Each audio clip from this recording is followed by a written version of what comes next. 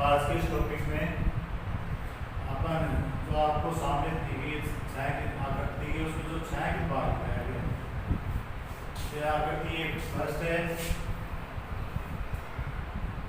और ये आकृति सेकंड। आप फर्स्ट आकृति को आप ध्यान देखो उसमें छाया की बात कहाँ है, छाया की बात कहाँ है, यहाँ ये छाया की बात है, इसका आपको क्षेत्र को निकालना है। इसका क्षेत्र निकालने के लिए पहले आपके पास क्या है, ये एपी कितनी है 14 सेमी, बीसी कितनी है 14 सेमी। तो यह दो समभुज भुजा समान हो गई। तो जो आपको एबीसीडी एक आकृति दी हुई वर्ग है, वर्ग है। अब वर्ग में आज अपन यानी जो छाया की बात करनी जो क्षेत्र निकालना उसमें से इस क्षेत्र को यहाँ छाया कितनी है उसको घटा देंगे तब इसका मान है।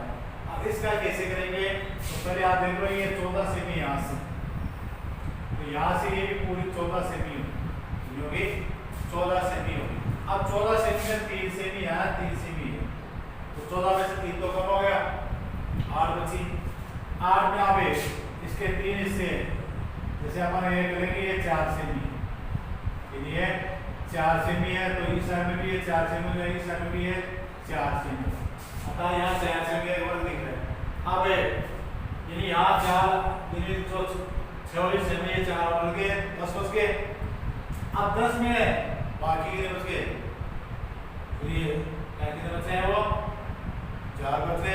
तो 4 में 2 सेमी हो जाएगा, 2 सेमी होगा, क्योंकि यहाँ से जो अर्धवर्षा दिख रहा है आपको उसका व्यास से 4 सेमी होगा, तब त्रिज्या 2 सेमी होगी।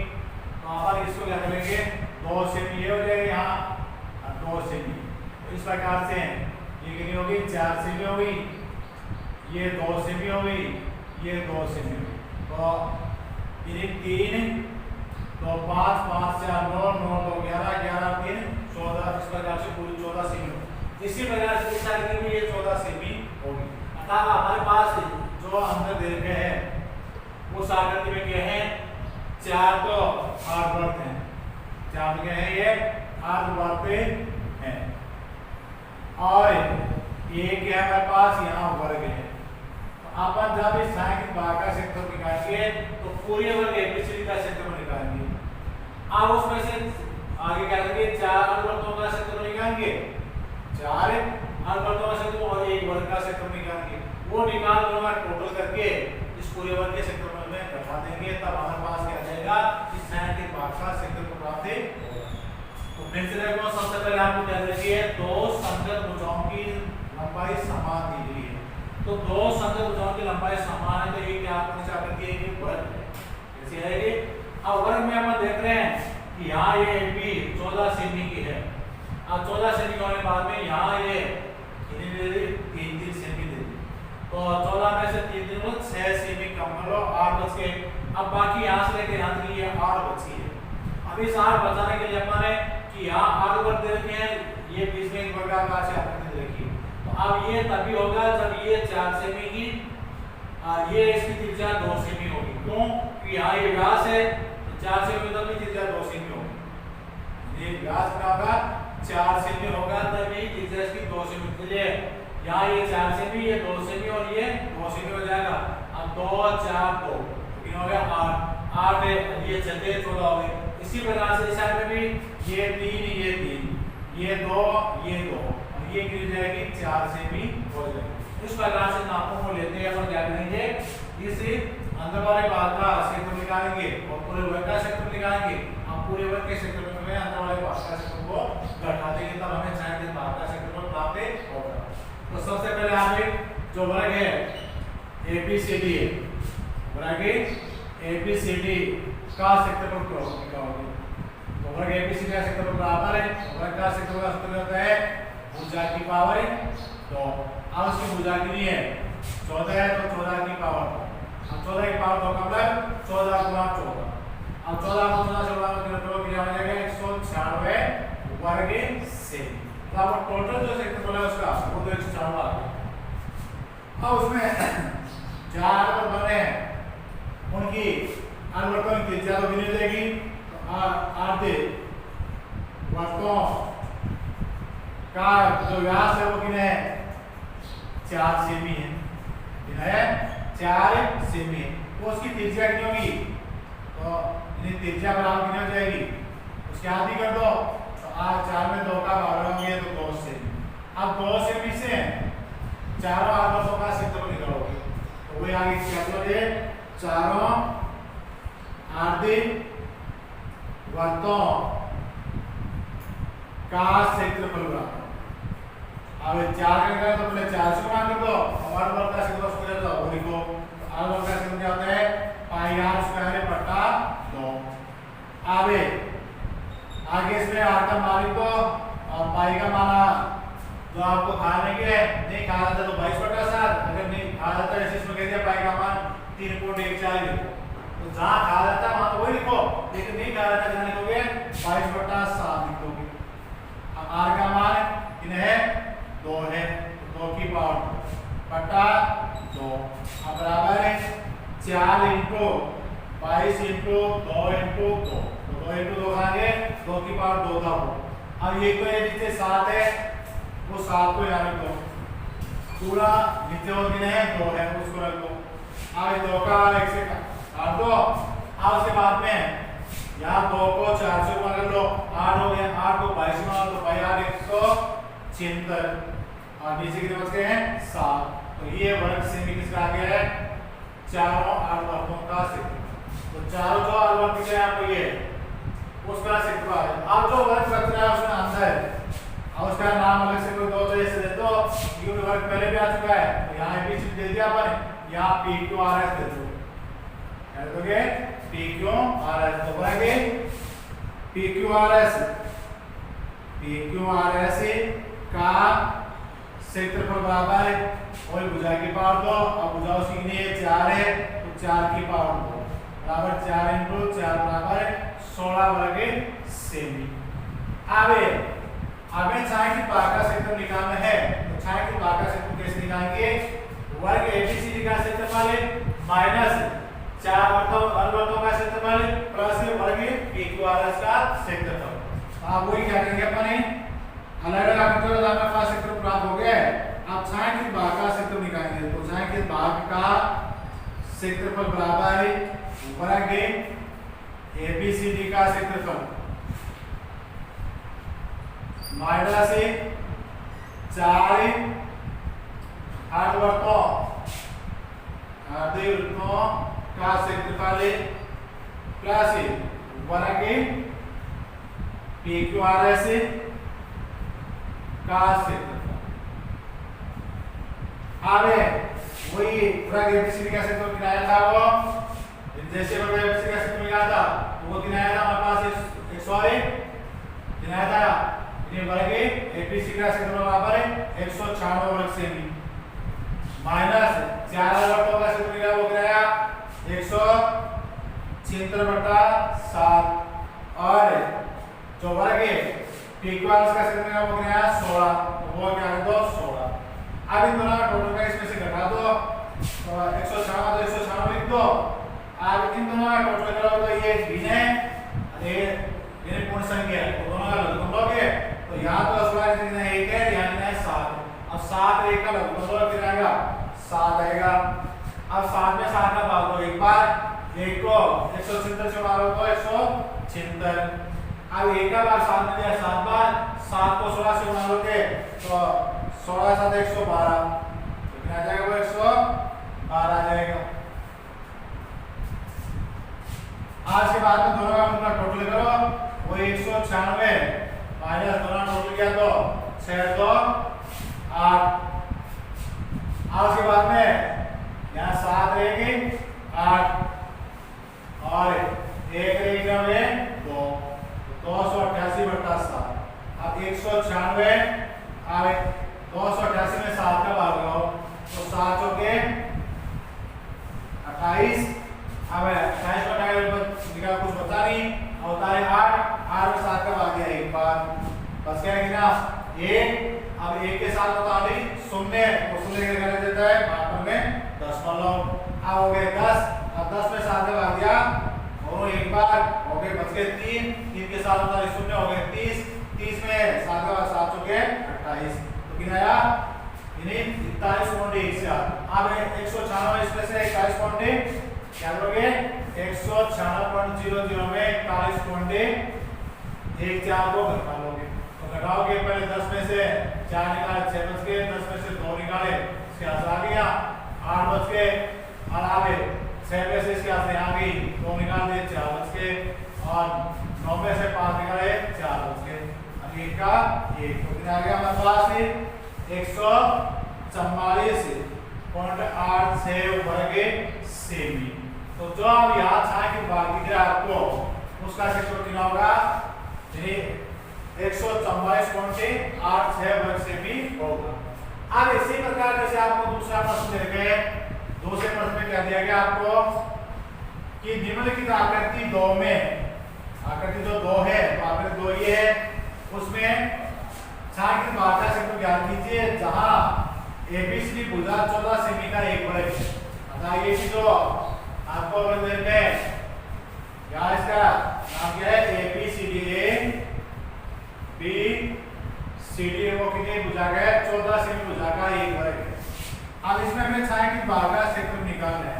अब इस छायांकित भाग का क्षेत्रफल निकालने क्या करेंगे इसके अंतर्गत जो आकृति बनी है वो क्या बनी है 4 समान वर्ग बने हुए हैं तो 4 समान वर्ग बने हुए क्या करेंगे अपन पहले वर्ग का क्षेत्रफल निकालेंगे फिर चारों यानी जो वर्ग का क्षेत्रफल निकालेंगे। अब वर्ग के क्षेत्रफल में से चारों वर्गों का क्षेत्रफल को घटा देंगे तब हमारे पास जो साइन यहाँ बचा हुआ है जो कोणों में जगह जगह उसका क्षेत्रफल आ जाएगा। अब ये निकालने के लिए हम क्या करेंगे जैसे आप देख लो यहाँ ये भुजा कितनी है 14 सेमी है तो यहाँ इसके बीचों में यहाँ कितनी होगी 14 सेमी होगी 14 सेमी होगी। अब 14 सेमी में यहाँ दोनों आधा कितनी होगी 7 सेमी होगी ये भी 7 सेमी अब 7 सेमी क्या होगा इसे वर्ग का व्यास हुआ ऐसे इसका भी क्या होगा 7 सेमी होगा ऐसे सभी का व्यास है वो 7 सेमी होगा तो त्रिज्या कितनी जाएगी 3.5 सेमी को उसके आधी करेंगे 3.5 सेमी होगी अतः कहने का मतलब है यानी 2 वर्गों का व्यास बराबर क्या है वर्ग की भुजा है वर्ग एबीसीडी की भुजा है अर्थात 2 वर्गों का व्यास दो वर्ग है चाहे इस साइड से देख लो चाहे इस साइड से देख लो 2 वर्गों का जो व्यास है उनका जो टोटल है वो क्या है यानी वर्ग की भुजा के बराबर है। अब वर्ग की भुजा कितनी है 14 सेमी है और यहाँ कितने वर्गों का व्यास है 2 का व्यास है तो यहाँ व्यास को क्या लिखते हैं नीचे लिखते हैं तो एक वर्ग का व्यास क्या हो जाएगा 14/2 बराबर 7 सेमी और एक वर्ग की त्रिज्या क्या हो जाएगी त्रिज्या आती है व्यास आधी होती है और उसका आधा कर लो तो उसमें 2 का बराबर कितना आ जाएगा 3.5 सेमी। इस प्रकार से हमारे पास वर्ग की भुजा वो जो 7 सेमी है जो अंतर वर्ग बने हुए हैं उसकी प्रत्येक की त्रिज्या 3.5 सेमी है। अब अपन आगे क्या करेंगे कि इस वर्ग एबीसी का क्षेत्रफल निकालेंगे और एक वर्ग का क्षेत्रफल निकाल उसको 4 से गुणा कर दो 4 वर्गों का आ जाएगा फिर वर्ग के क्षेत्रफल में से वर्गों के क्षेत्रफल को घटा देंगे। तो अब आगे अपन क्या करेंगे पहले क्या करेंगे वर्ग एबीसीडी का क्षेत्रफल बराबर है भुजा की पावर 2 अब भुजा कितनी है इसकी वो 14 सेमी है तो 14 की पावर 2 अब 14 से गुणा करने मिल जाएगा 196 आगे 2 वर्ग सेमी। आगे वही वर्ग में आपको त्रिज्या दिखती है वो कितनी निकाली 3.5 सेमी तो वही क्या करोगे चारों वर्गों का क्षेत्रफल बराबर पहले कितने वर्गों निकाले 4 का निकाले तो यहाँ 4 लिख दो फिर गुणा एक वर्ग का क्षेत्रफल होता है क्या होता है पाई r स्क्वायर होता है। अब आपको वही बराबर 4 इनको पाई का मान अब यहाँ आपको दूसरे में अगर से लिखा है तो वो लिखो नहीं लिखा तो मैं कितना लिखो 22/7 तो यहाँ लिखा गया नहीं है तो क्या कर दोगे 22/7 इनको अब r का मान आ गया 3.5 उसकी पावर 2 अब 4 इनको 22/7 इनको 3.5 इनको 3.5 अब वही ये 7 का भाग 3.5 में जा रहा है इसमें 2 3 बार जाएगा 0.5 अब 0.5 को 3.5 से भाग अर्थात 35 को एक बार 5 गुणा लो 5 लगा दो तो 35 5 175 है। अब इसमें कितना नंबर काटे एक तो यहाँ है एक यहाँ तो कितने 5 लगा दो 2 पहले। अब यहाँ हो गए 22 चौके 88 22 चौके 88 88 से इसको गुणा कर दो तो पहले 8 5 40 8 7 56 56 2 56 4 7 8 1 8 8 से 14। अब वही और वही कितना आ जाएगा कितना आ गया ये 154 कितना आ गया 154.0 वहां पर कहा गया था 154 वर्ग सेमी किसका जो अंतर आपको 4 वर्ग दिए गए हैं उनका क्षेत्रफल है 154 वर्ग सेमी अर्थात जो ये 4 वर्ग दिए हैं चारों का कितना हो जाएगा क्षेत्रफल 154 वर्ग सेमी होगा। वर्ग का कितना है 196 तो आप वही लिखाओगे छायांकित भाग का क्षेत्रफल छायांकित भाग का क्षेत्रफल बराबर है इन्हीं वर्ग एबीसीडी का क्षेत्रफल माइनस 4 वर्गों का क्षेत्रफल। अब वर्ग एबीसीडी का क्षेत्रफल है हमारे पास 196 और 4 वर्गों का है 154। अब 196 से 154 घटा दो तो वही पहले 6 में से 4 बढ़ाए 2 बच गए 9 में से 5 बढ़ाए 4 बच गए 1 में से घटा 0 तो 45 को बढ़ाएंगे सेम अर्थात जो आपको यहाँ बीच में जगह पे अच्छा है कि दिख रहा है उनका जो क्षेत्रफल वो टोटल कितना हो गया 45 वर्ग सेमी होगा। अब अगला आपको दे है कि 12 सेमी त्रिज्या वाले वर्ग की जीवा द्वारा केंद्र पर बनना कोण 120 डिग्री है तो संगत लघुवृत्त का क्षेत्रफल ज्ञात करो जहां इसमें पाई का मान लेना है 3.4 लेना है और जो वर्गमूल 3 अगर इसमें कहीं वर्गमूल 3 आएगा उसका मान आपको कितना लेना है 1.7 लेना तब वो पूरा मान जो आपको त्रिकोणमिति में अपन पढ़ रहे हैं वो पूरा मान ही लेना है उनमें तो पूरा मान कितना है अपन 3 अंकों तक लेते हैं उसमें तो सीधे 1.732 लेकिन यहाँ लिखा है 1.7 ही लेना है आगे वाले 3 2 नहीं लेने। अब इसका हम निकालेंगे कैसे तो सबसे पहले आपको क्या देते हैं ये 12 सेमी त्रिज्या वाला एक वर्ग तो पहले क्या बनाओगे कि वर्ग है उसकी त्रिज्या कितनी है 12 सेमी ऐसे 12 सेमी त्रिज्या वाला एक वर्ग है उसमें एक जीवा है तो जैसे अपन वो मान लीजिए जीवा ये तो ये तो त्रिज्या है मैंने 12 सेमी त्रिज्या एक वर्ग ले लिया उसमें जीवा AB ले ली। अब इस जीवा AB के द्वारा जो केंद्र है उस पर जो बना कोण कितना है 120 डिग्री है कितना है थीटा मान 120 डिग्री है। तो अब आगे क्या करें संगत लघुवृत्त का क्षेत्रफल जाता तो यहाँ जो जीवा है उससे दो वर्तन बन रहे ऊपर वाला जो वर्तन बना वो त्रिवर्तन है और नीचे वाला जो बना वो लघुवर्तन तो लघुवर्तन कौन सा आ गया ये है वो लघुवर्तन है इसका आपको क्षेत्रफल ज्ञात करना। अब इसका क्षेत्रफल निकालने के लिए वही हमारे पास r का मान तो कितना है 12 सेमी थीटा का मान कितना है 120 डिग्री है तो आप लघुवर्तन का क्षेत्रफल लिखोगे और वो भी कौन सा वो दो लिखा करके आपको जब एक तो थीटा का मान 90 डिग्री तक हो और दूसरा जब थीटा का मान 90 डिग्री से अधिक हो तो जब अपन क्या कौन सा लिखेंगे जब थीटा का मान 90 डिग्री से अधिक और तो क्या करेंगे लघुवृत्त का क्षेत्रफल लघुवृत्त खंड का क्षेत्रफल बराबर अब वो क्या सूत्र है पाई r स्क्वायर थीटा बटा 360 degree minus r square sin theta बटा 2 cos थीटा बटा 2 ये। अब उसमें कौन सा मान आपको दे रखे हैं वो लिख लो पहले यहाँ जो पाई का मान दिया है वो ये लिखना आपको 3.14 इनटू r का मान कितना है वो 12 है तो 12 की पावर है 2 थीटा का मान 120 डिग्री है वो बटा 360।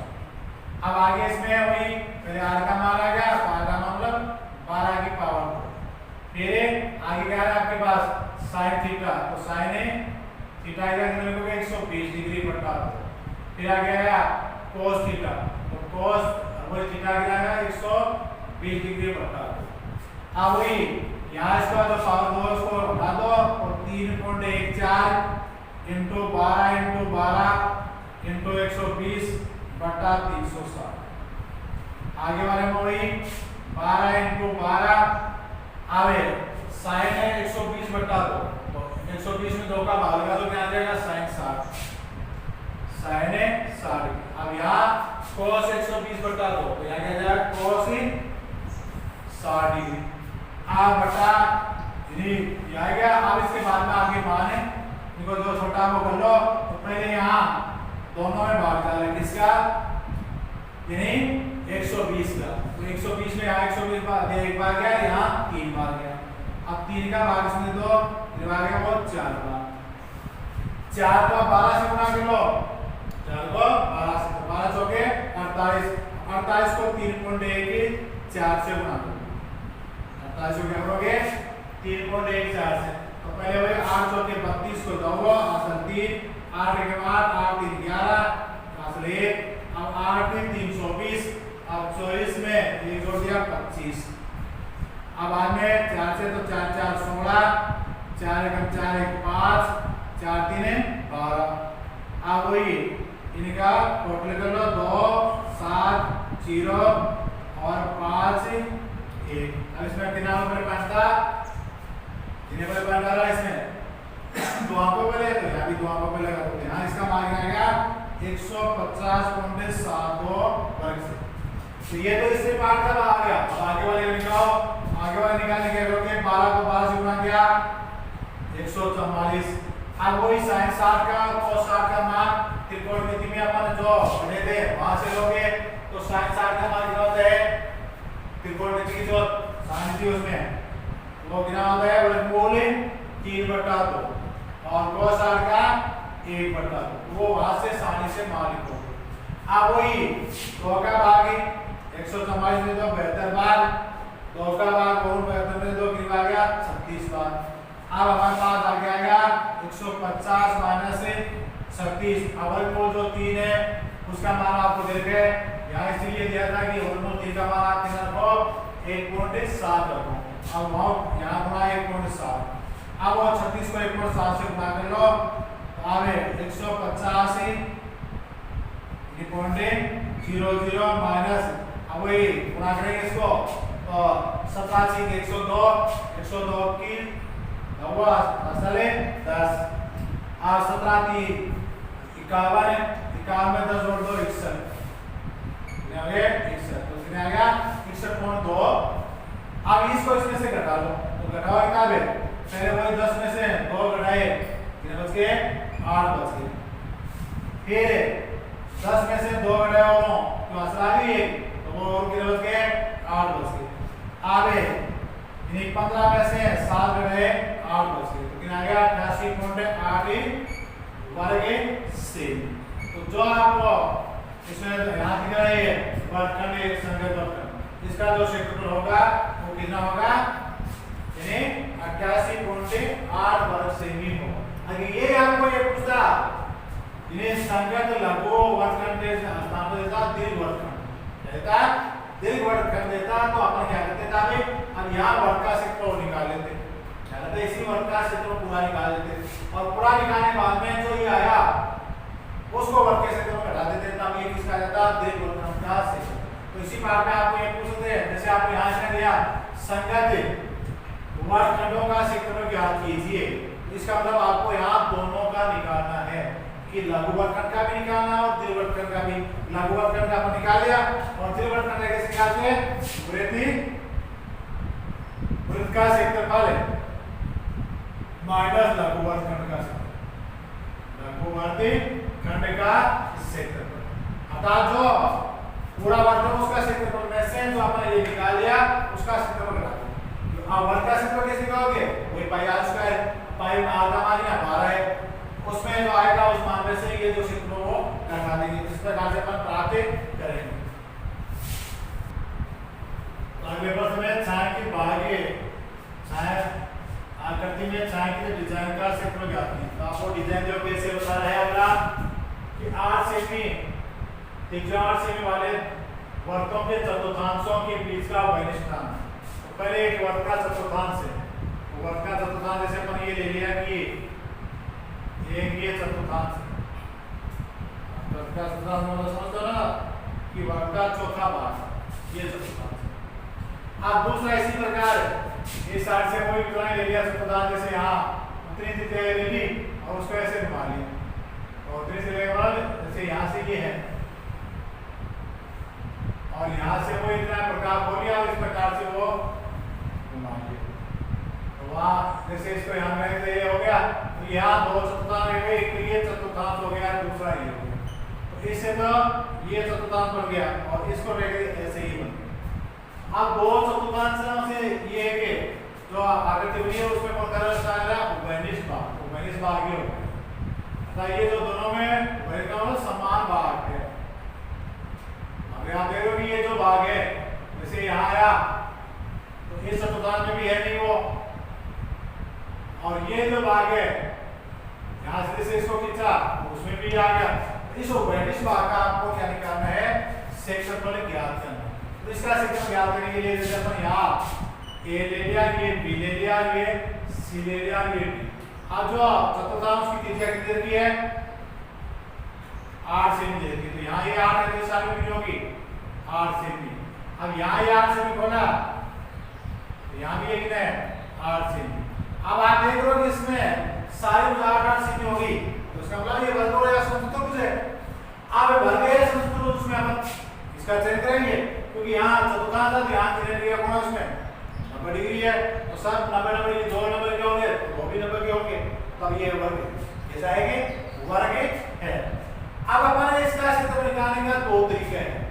एक तो क्या करेंगे अपन कि पहले हमने अपन चतुर्थांश जैसे यहाँ बिंदु कोई भी ले लिया, यहाँ इस साइड में P ले लिया, इस साइड में Q ले लिया, तो दो तरीके में क्या करेंगे, पहले अपन चतुर्थांश से AB P D का क्षेत्रफल निकालेंगे, फिर चतुर्थांश से C B Q D का निकालेंगे, दोनों का टोटल करके वर्ग का क्षेत्रफल है लगा देंगे, वर्ग का क्षेत्रफल लगा देंगे तब किसका आ जाएगा, इसका उभयनिष्ठ चतुर्थांश का आ जाएगा।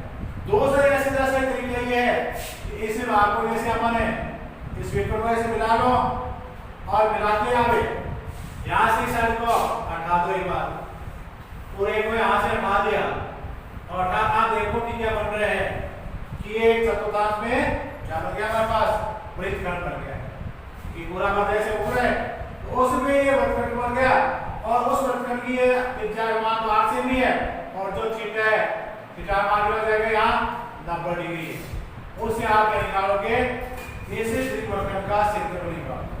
अब इसी प्रकार इस साइड से ले लोगे, अब की बार इसको इस साइड में मिटा दो और इस साइड से ऐसे ले लो, अब इसको मिटा दिया तब वो क्या हो गया उस त्रिकोणखंड का ये क्या हो गया लघुवर्गखंड, यानी वो से चतुर्थांश का ये क्या बन गया है यानी लघुवर्गखंड हो गया।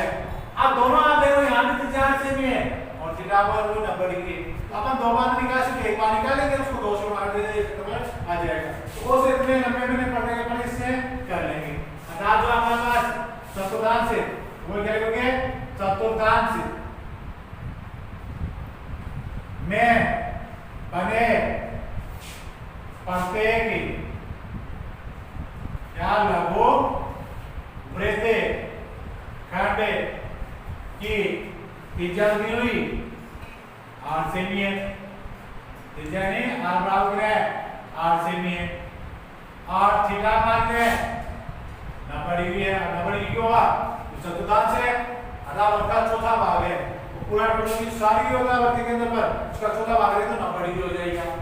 अब आगे वही अपन है वही इसका क्या करेंगे अलग अलग निकाल दो, इधर सीधा है ये दो कलर क्या करोगे डिजाइन, तो वो क्या करोगे छायांकित डिजाइन का क्षेत्रफल बराबर है 2 गुना 2 क्यों है बने ये 2 गुना एक वर्गखंड एक लघुवर्गखंड का क्षेत्रफल, चाहे यहाँ इसको ले लो चाहे इसको ले लो, तो 2 गुना एक लघु वृत्तखंड का क्षेत्रफल, एक लघुवर्गखंड का क्षेत्रफल निकालेंगे उसको 2 से गुणा कर देंगे तो कितने लघुवर्गखंड एक तो ये है दूसरा ये,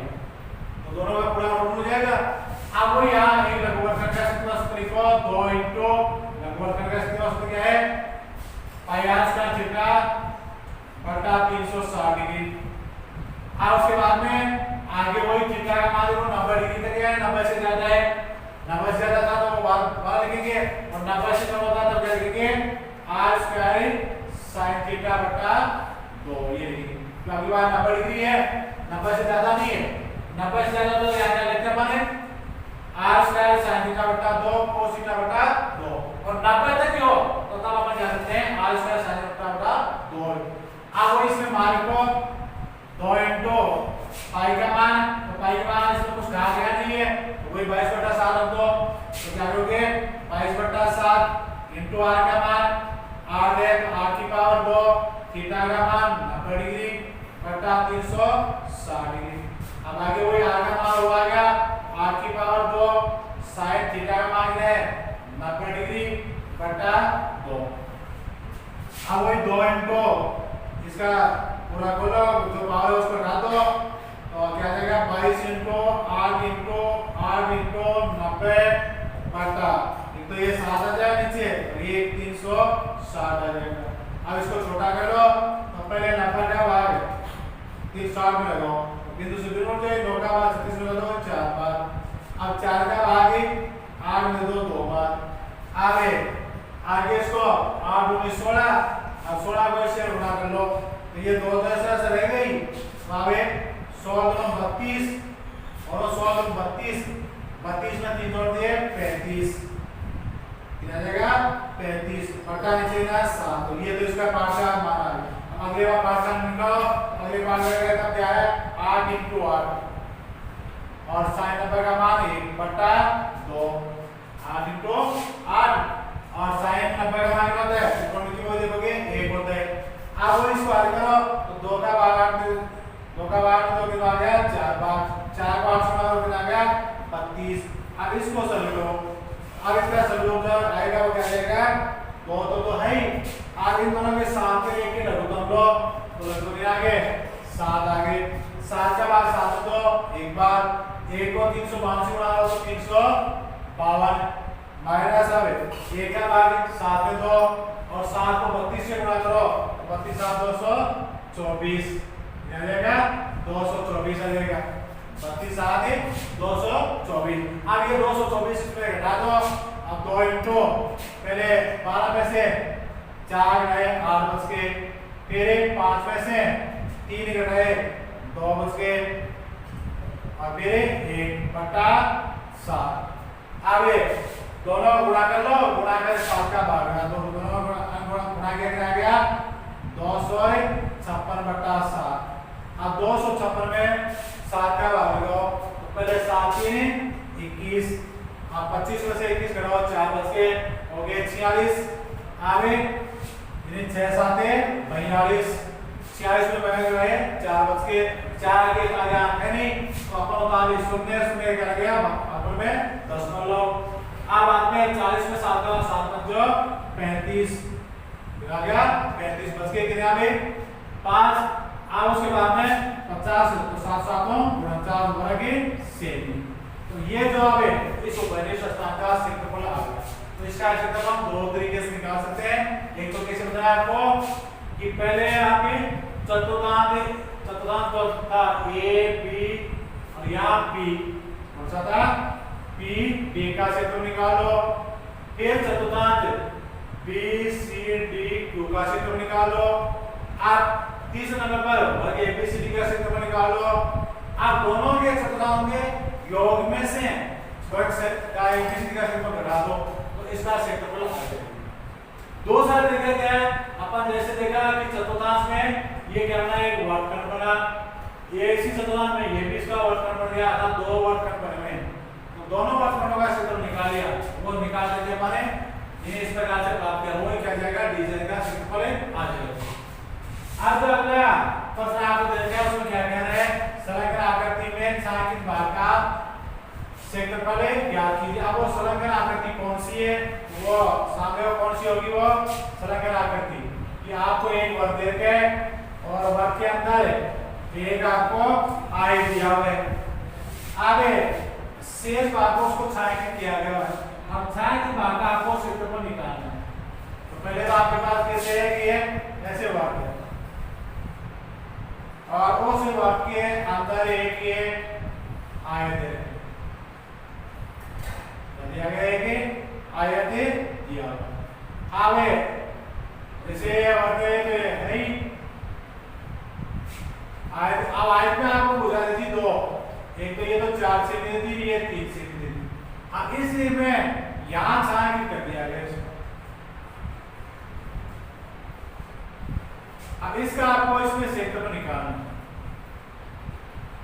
अब इसका क्षेत्रफल आप कैसे क्या करो तो आपको क्या दिया गया, आप कह रहे हैं संलग्न आकृति में छायांकित भाग का क्षेत्रफल ज्ञात करो। तो छायांकित भाग ये अब उसमें क्या कर रहा है कि ये तो आपको क्या है वर्त है, वर्त के अंदर क्या है ये आयत है, क्या है आयत, आयत का नाम क्या है एबीसीडी।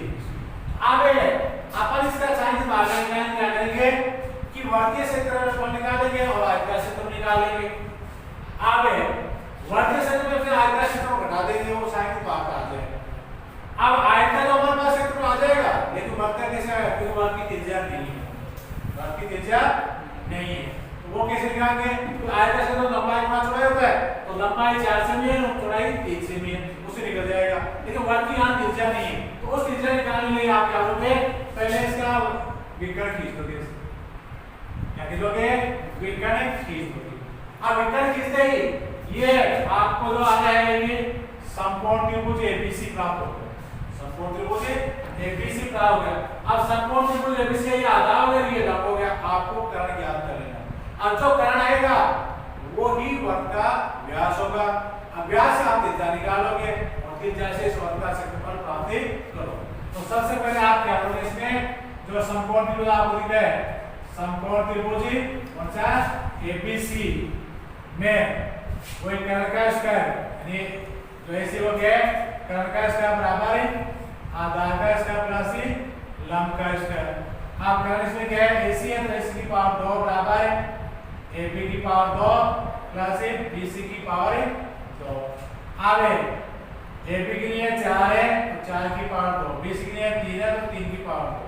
अब 4 की पावर 2 का मतलब 4 × 4, 4 × 4 का मान 16, 3 की पावर 2 का मतलब 3 × 3, तो 3 को 3 से गुणा करोगे आ जाएगा 9। अब 16 9 को जोड़ दो कितने हो गए 25 हो गए। अब वो एसी बराबर क्या हो गया 25 का वर्गमूल। अब 25 का वर्गमूल अपन प्राप्त करेंगे कितना आता है 5 आता है, तो ये 5 सेमी प्राप्त हो गया। तो ये जो है वो कितनी आ गई 5 सेमी आ गई हमारे पास पूरी। तो अब ये पूरा व्यास है, अर्थात जो यहाँ ये एसी है वर्ग का व्यास है। अब इसे आपको त्रिज्या निकालनी है, तो त्रिज्या क्या हो जाएगी व्यास बटा 2 का 2 5 बटा 2 बराबर 2.5 सेमी कि 5 से 2 का भाग होगा जो बनाएगा 2.5 सेमी। अब वो याद आगे तो वृत्त का क्षेत्रफल, वृत्त का क्षेत्रफल बराबर पाई आर स्क्वायर। अब पाई का मान वही 22/7 इनटू आर का मान 2.5 की पावर 2। अब 22/7 इनटू 2.5 इनटू 2.5। अब वो इसको गुणा करो, पहले 2.5 को 2.5 से गुणा करो कितना जाएगा 6.25, 6.25। अब इसको 22 से गुणा करो तो पहले 22 बच जाओ 110 की 0, अब 22 44, अब 44 में 110 के आसपास हो गए 11, 11 जोड़ो 55, 55 को 5 5, अब 22 से 132, 132 में वही जो आंसर है कि नहीं 5 है वो जोड़ो तो 132 में 5 और 137 मिलेगा 137। अब गिना नंबर काट 2 पहले 2 पहले काटेगा तो बटा 7। अब आगे इसका 7 में भाग लो तो इसमें तो 7 का भाग लो क्या जाएगा, पहले 13 में 7 का भाग दिया तो 7 एका में 7। अब 13 में 7 का 6 बच गए, 6 के 7 में करो कितना 7 हो गए 67। अब 67 में 7 का भाग दो 9 7 63, 9 7 63। आगे 67 में 63 गिराओ 4 बच गए, 4 के 7 करो 5। आगे 10 आगे जाए 10 में दो अब 45 हो गए, 45 में 7 का भाग दो 6 7 42, 6 7 42। आगे इन्हें 45 में 42 कराओ 3 बच गए, उतार लो बिंदु हो गए 30। अब 7 चौके 28। इतना आ गया वर्ग सेमी।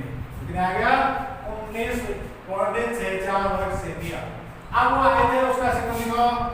आयत एबीसीडी का क्षेत्रफल बराबर आयत का क्षेत्रफल क्या आता है लंबाई गुना चौड़ाई।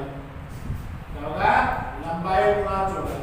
अब लंबाई कितनी है 4 सेमी, चौड़ाई कितनी है 3 सेमी, तो 4 × 3 बराबर 12 वर्ग सेमी। आप किसका निकालना आपको साइन बार का, तो वर्ग का क्षेत्रफल माना से आयत का क्षेत्रफल। आगे क्या करोगे छाया किति भाग का क्षेत्रफल बराबर है वृत्ति का क्षेत्रफल है माइनस आयति का क्षेत्रफल। अब वृत्त का क्षेत्रफल कितना है 19.64 वृत्त का कितना है 12.00। अब उसमें से घटा दो तो 6 में से पहले 4 में से जो हो रहा है 4 बच गए, 6 में से जो हो रहा है 6 बच गए और 19 में से भाग रहे तो कितने बच गए 7 बच गए। तो कितना आ गया 7.64 वर्ग सेमी। ये इसका क्या हो जाएगा क्षेत्रफल किसका जो आपको साइन बार दिया उसका क्षेत्रफल प्राप्त होगा। तो इस प्रकार से हम प्राप्त करेंगे। तो समझे कैसे होगा। तो सबसे पहले आपको क्या देना है एक वर्ग दिया हुआ है, वर्ग में क्या दिया आपको एक आयत दे रखे है। अब आयत की दो भुजा दे रखी है, आयत की दो भुजा रखी। अब जो छायांकित भाग है उसका क्षेत्रफल आपको ज्ञात है। उसका क्षेत्रफल ज्ञात करने के लिए क्या करेंगे माने कि पहले वर्ग का क्षेत्रफल निकालेंगे फिर आयत का क्षेत्रफल निकालेंगे। अब वर्ग के क्षेत्रफल में से आयत का क्षेत्रफल को घटा देंगे, वो कितना जाएगा छायांकित भाग का। किंतु हमें क्या आ रहा है कि आयत की तो दोनों लंबाई और चौड़ाई दे रखी है लेकिन वर्ग की त्रिज्या नहीं दी गई है। तो वर्ग की त्रिज्या के लिए क्या करेंगे अपन कि ये एक आयत है और आयत में प्रत्येक कोण कितना होता है 90 डिग्री का होता है। इसलिए अपन आयत का विकर्ण खींच दिया, आयत का विकर्ण खींच दिया। विकर्ण खींचते हमारे पास क्या होगा कि वो एक समकोण दो समकोण त्रिभुज में बढ़ जाएगा। अब दो समकोण त्रिभुज में एक समकोण त्रिभुज का वो कर्ण ज्ञात कर लिया, जो कर्ण होगा वो ही वर्ग का व्यास होगा। उस व्यास से अपन त्रिज्या निकालेंगे और त्रिज्या से वर्ग का क्षेत्रफल प्राप्त करेंगे। अब उसके बाद में आयत का क्षेत्रफल प्राप्त करके